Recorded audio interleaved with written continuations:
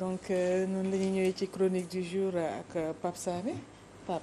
ginnaaw ñu nuyoo. mais ma fay delluwaat fay la nuyu Pierre Edouard ak Seydina ak doyen Tall. Voilà ñu tàmbalee donc lii di chronique bi tàmbale ci premier point bi. di la répartition des zones compétentes entre la police et la gendarmerie nationale. voilà zone de compétence yi mooy en fait kii di police ak gendarmerie c'est-à-dire même bu dee dañu bokk les mêmes missions. mais ku ci nekk ci ñoom da nga am un territoire. bi nga xam ne mooy sa zone de compétence da nga koy gis d'ailleurs souvent da ngay am problème ci gox bi. dem fa ci police ñu ne la non du si ñun ci gendarmerie la nga dem fële gendarmerie ainsi de suite. donc zone de compétence boobu dañ c'est une étude qui bu wane ni que le fait que depuis plus de 40 ans amul évolution sur le dispatching des zones de compétence mooy maanaam évolué wu ñu xool ni que fii zone bi effectivement dafa nekk une zone de plus en plus rurale. nañ ko dénk gendarmerie wala zone bi dafa nekk une zone de plus en plus urbaine dañ ko war a dénk police donc le fait que depuis plus de 40 ans amul benn modification de la loi sur les compétences de la police et de la gendarmerie dafa indi ce qu'on appelle benn grippage de la machine mooy dafa participer justement à la hausse de la criminalité et de la délinquance parce que problème bi mooy ces zones da ngay xool par exemple on parle exemple bi ñu nekk nii mooy Dieuppeul fii Derklé qui fait partie du commissariat de Dieuppeul mais xoolal ni mu évolué de 1970 ba tey jii un seul commissariat bi nga xam ne bi ñu koy tabax il y avait Liberté 1 Liberté 2 Liberté 3 Liberté 4 fa la yemoon am Derklé am Cité Marine am Baobab donc fa la yemoon aujourd'hui xoolal ni mu yokkee te pourtant rien n'a augmenté rien yokkuwul ci justement zone de compétence wu Dieuppeul mooy maanaam créer par exemple un poste ou bien un autre commissariat de proximité ci Liberté 6 wala Sacré-Cœur extension yi donc loolu dafay jouer lu bëri sur les difficultés et les retards d'intervention day impacter lu bëri non seulement day impacter sur la qualité du service mais day impacter sur les dépenses publiques bu baax a baax day impacter sur les dépenses publiques tey fi nga xam ne waroon nañ fa def par exemple 50 bonhommes yi nga xam ne mënoon nañu assurer en temps réel benn sécurité dañuy déployer ailleurs 100 bonhommes 100 bonhommes yooyu pour ñu intervenir fi nga xam ne fa la 50 bonhommes waroon nekk essence la voilà c'est des moyens financiers qu'il faut pour déplacer donc il faut que qu'on revienne sur la loi justement sur les zones de compétence et pour revenir sur les zones de compétence il faut que tamit actuellement que le pouvoir là ait le courage de revenir sur les fondamentaux d'antan parce que damay fàttali ni que gendarmerie jusqu'à la crise de 1963 elle était logée au ministère de l'Intérieur biir ministère de l'Intérieur la nekkoon mais tey jii boo jëlee le décret 2014 le décret de 2014 astafurlah 74 sur les prérogatives de la gendarmerie dañ lay wax ni que président de la République kese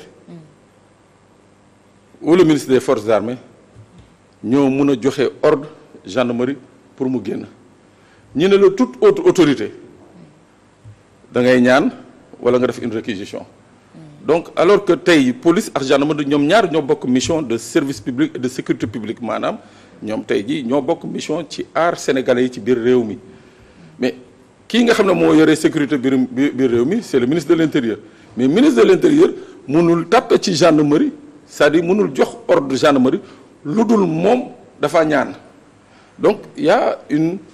incongruité bi nga xam ne moo ci nekk moo tax je dis que il faut qu'on aille justement pas intégrer carrément la gendarmerie mais faire en sorte que qu'il y ait un commandement bi nga xam ne au moins ministre de l'Intérieur autant le président de la République autant le ministre des Forces armées mun a à temps réel jox ordre de gendarmerie mais loolu bu amul rek ça va dépendre justement des desiderata des chefs de la gendarmerie su leen neexee sur telle opération ils peuvent dire que amuñu moyens nécessaires, ainsi de suite, ainsi de suite. Donc c'est pour ça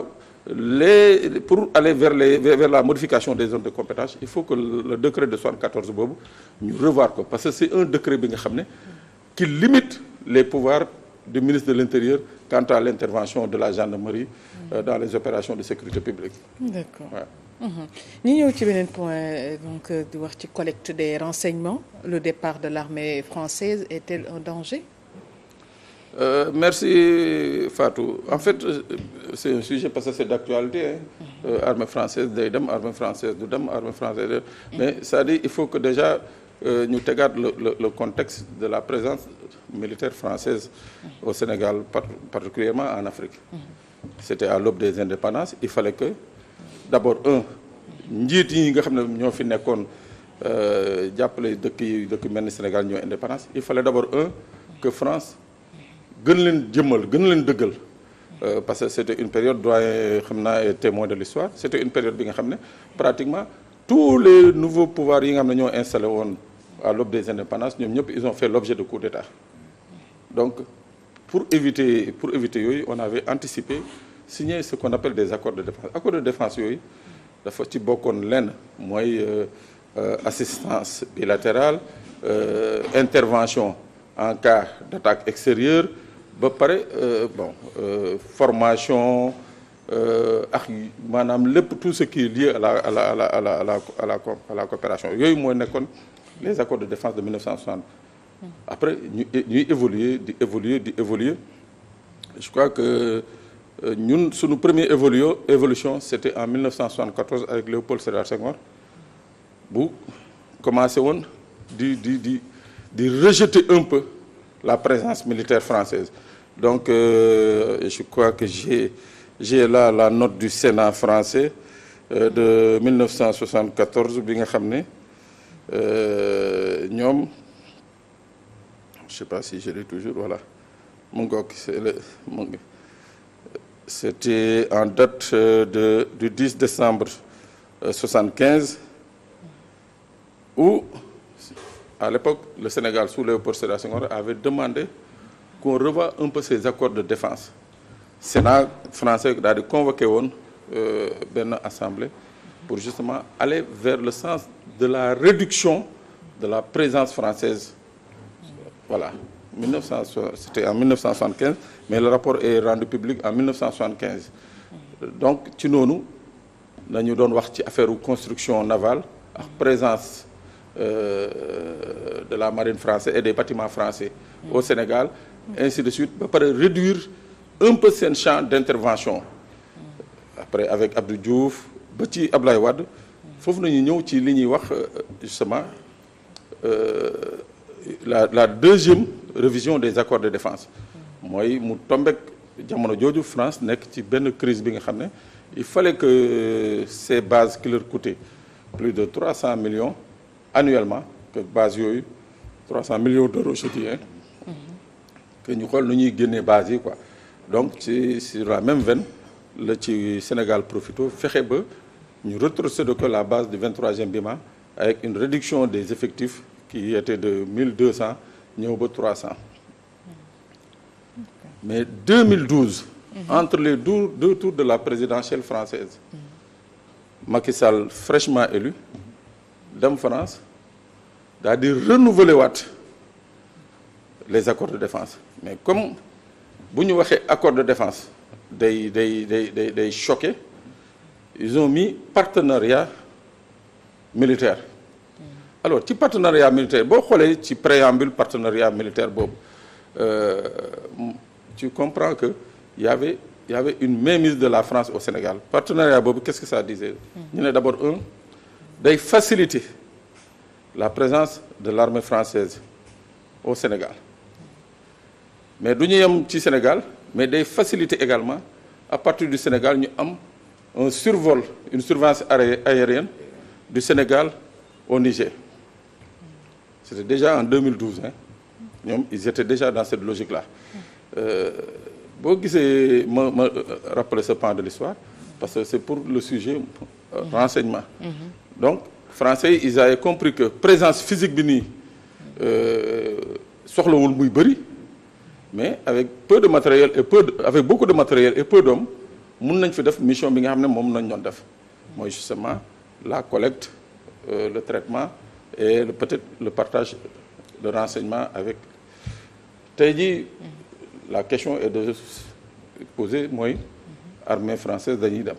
mais dañuy dem d'accord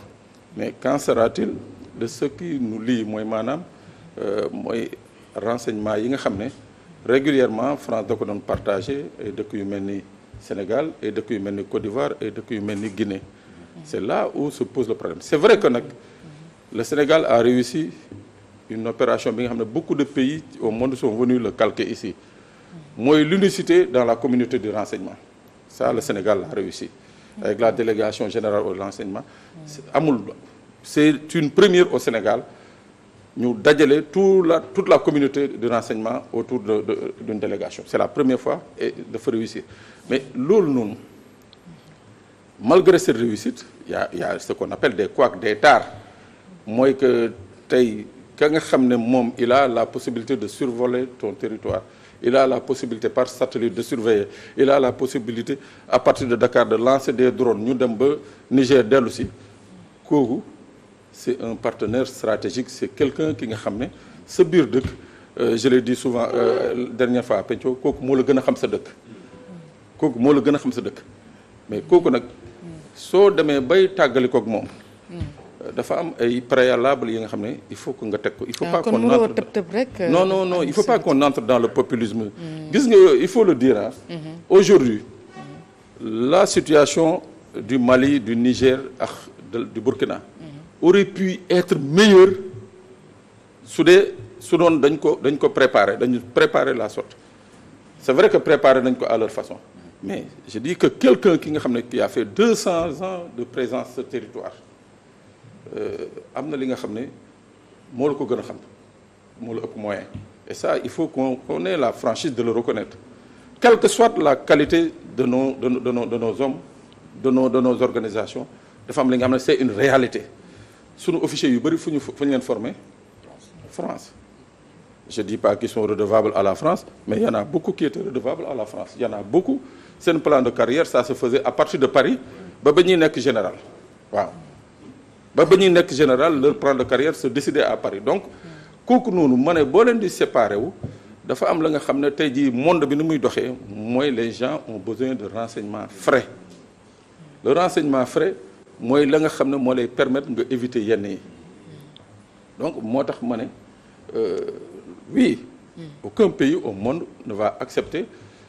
la présence d'une armée étrangère sur son territoire ça moom c'est indiscutable mais bu ñu koy def dama ne nañu toog et je suis sûr d'une chose mooy ñun ñoo toog fii di wax mais ba ñu demee ba naan ba armée française dana fi jóge mooy ñoom waxtaan nañ ko ba mu d'accord ci ça c'est sûr ça c'est ce qu'on appelle l'État loolu waxtaan na ci maintenant la nga xam ne moom nañuy waxtaan nii ci penc bi nii c'est de la politique mais il faut que ñun sénégalais yi ñun ñëpp autour du président de la République ñu xam ne que France dañu yàgg fii ci réew mi la ñu xam fii ci réew mi wax fa dëgg yàlla lii loolu officier yu bëri doon kaas mooy maanaam bu ñu collecter renseignement au moment du partage on leur donnait que l'infime partie du renseignement. Pape dañ ne français dañoo am benn centre d'écoute côté Rufisque. mais centre d'écoute boobu lan lañ fay écouter lañ fay déglu. Yëmbal. mais xam nga en fait ça faisait partie des accords de 1960. Centre d'écoute et de télécommunication boobu sa spécialité c'était les interceptions téléphoniques ainsi de suite ak ba pare écouter xam nga on est dans un monde globalisé on écoutait partout on écoutait qui on voulait mais bon kooku c'était dans un cadre légal parce que soutenu par les accords de défense kooku moom vraiment il faut le reprocher au père de l'indépendance yi nga xam ne ñoo accepté woon cet état de fait bon loolu moo doon sa spécialité mais au fur et à mesure ñi avancé malgré les accords de 2007 avec Wade mais on a vu que centre boobu dafa toog donc tey jii est-ce que dans ce qui va se faire centre boobu dafay toog exclusivement au bénéfice de l'armée française ou bien ça va être un commandement partagé ou bien dañ koy restituer à l'armée sénégalaise mais en tout état de cause c'est une base bi nga xam ne qui est névralgique bi nga xam ne hyper importante pour la sécurité de ce pays-là waaw. ok. am solo taal micro bi. sujet bu am solo la ndax comme ni ñu ko waxee rek France ak Sénégal yàgg nañu te franchement gis nañu ni ñuy jàppale ci côté formation militaire yi ak tout ça ak aussi sécurité bi comme ni ñu ko waxee renseignement yi ak tout ça parce que renseignement dafa am solo ci état surtout que même avant li ñuy am vivre situation yi sax renseignement dafa am solo bu ko defee ña nga xam ne ñoo jógee ci bitim réew di ñëw di fi war a dugg wala yu mel noonu bu ñu ko teelee xam mën nañ leen a jël suñu disposition mais bu ñu leen dàqee ñu dem ñun entre africain ak suñu frontières yi ñu mel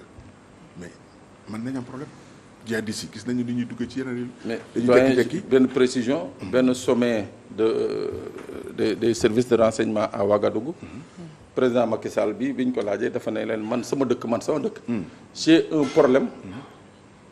d'interconnectivité entre les services de renseignement à l'époque on n'avait pas créé la DNR exactement mu ne leen donc imaginez man sama biir dëkk waaw j'ai un problème waaw mais ñun Afrique nii nan la ñuy def ba mën a déggoo ñu parce que man sama dëkk Pierre-Edouard bëggul jox renseignement Seydina Omar bëggul partager kii mais imaginez ça c'est dans mon pays au Sénégal mu ne waaw mais imaginez léegi man est-ce que Burkina daañu am information jox ko man jox ma ko man Sénégal ainsi de suite donc ce qui pose la pertinence justement da ngay gis toujours ñu am ay attaques def yu kenn xamul di rey dugg ci kenn xamul te terroristes yi ñoo ko def les djihadistes ñun nag moment bi ñu nekk nii ci la ñu war a gën a demander sax renfort